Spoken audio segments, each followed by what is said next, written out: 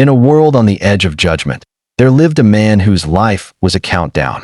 He was not a king, not a warrior, not a builder of cities, but his years were the longest ever known. His life was a prophecy, and his death was the flood. This is the story of Methuselah, the last voice of warning in an age gone blind. Methuselah, son of Enoch, born into a world already cracking beneath the weight of its sin. The seventh generation from Adam, Enoch walked with God, and Methuselah walked in his shadow. Raised by a man who never died, taught by a father who vanished into glory, he remembered Enoch's words like thunder. Behold, the Lord comes with 10,000s of his holy angels to execute judgment on all. The people mocked, but Methuselah never forgot.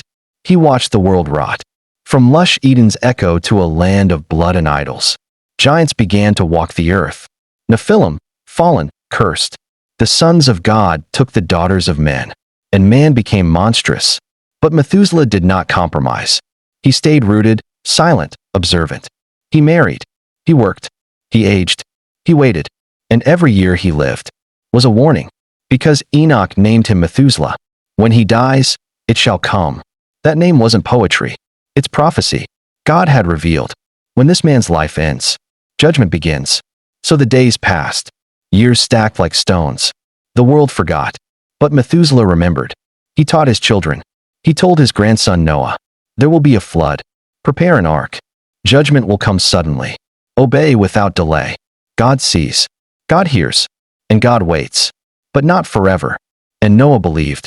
The only one left who did. Methuselah lived 969 years. Longer than Adam. Longer than Seth. Longer than every man who ever breathed. But not just to live.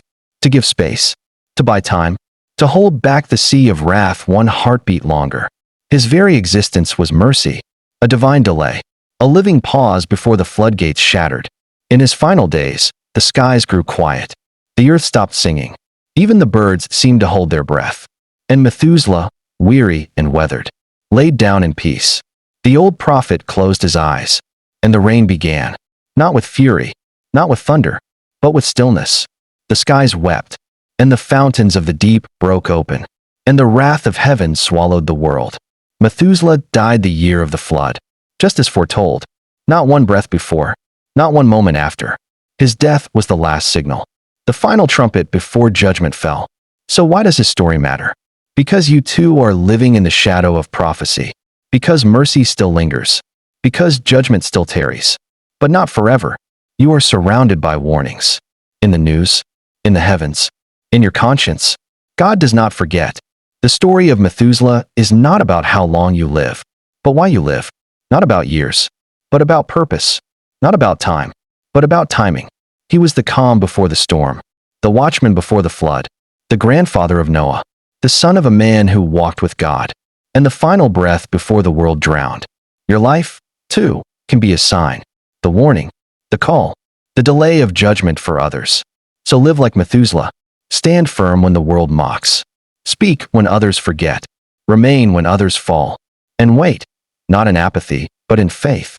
Because one day, the door will shut, the sky will break, and the rain will fall again. Like, subscribe, and share for more Bible insights.